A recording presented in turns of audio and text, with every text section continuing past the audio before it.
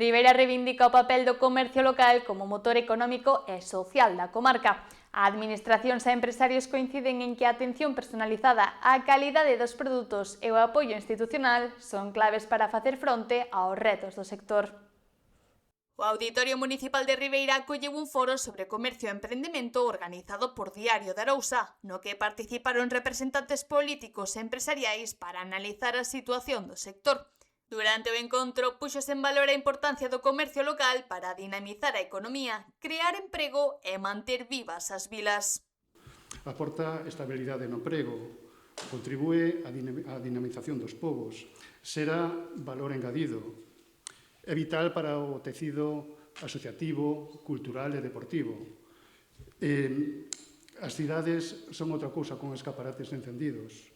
Ofrece atención especializada, personalizada, que nestes tempos da era digital é un valor a ter moi en conta.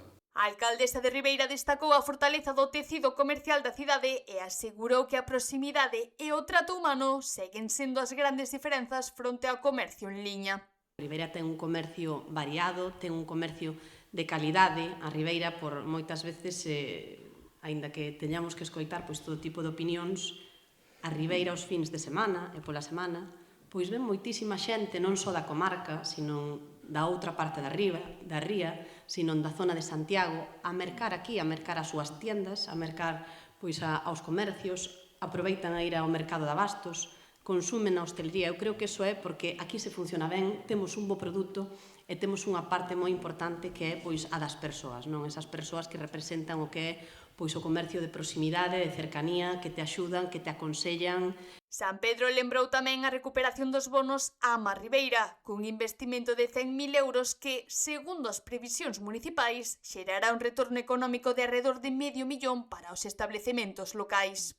A iniciativa dos bonos Ama Ribeira, neste caso, vamos a destinar 100.000 euros a unha campaña que comeza mañá, ás 9 da mañá, e que entendemos nós, estimamos que vai a mover máis de $500.000 en volume de negocio. Polo tanto, vai a ser unha boa inxección de cartos nos nosos comercios e a par tamén vai a ser unha axuda para todos os ribeirenses que se poidan descargar ese bono mañán ás 9 da mañán e que contarán con 30 euros para gastar no comercio local adherido. Creo que iso é unha ventaxa non só para o noso comercio, sino tamén para todos os ribeirenses que van a notar esa disminución na compra nos seus petos. Pola súa banda, o conselleiro de Emprego, Comercio e Emigración anunciou novas medidas de apoio ao sector, entre elas unha nova convocatoria dos bonos Activa Comercio.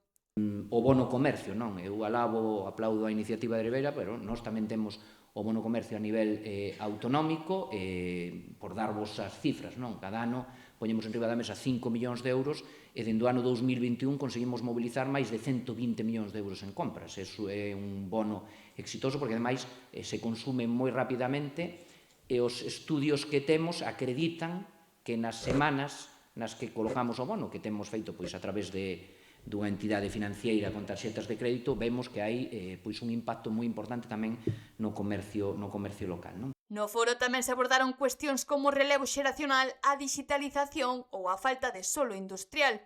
O empresariado advertiu da necesidade de contar con novos espazos para garantir o crecemento económico da zona.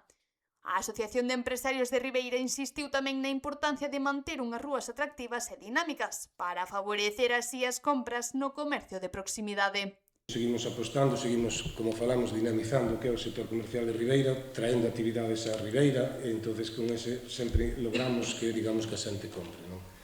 O tema de locales, nos baixos dos locales, sabemos que as peatonales temos que poñer bonitas, temos que poñer que a xente disfrute disfrutando polas peatonales, que se nos logramos que a xente acuda, digamos, ás peatonales, disfruta polas ciudades, si sabemos que os negocios se van a incrementar, non? E máis van a lograr esas ventas que necesitan. A administracións e comerciantes coinciden en que o futuro do comercio local pasa pola innovación, o apoio institucional e a capacidade de manter un trato próximo e diferencial nun contexto cada vez máis marcado pola venda en liña.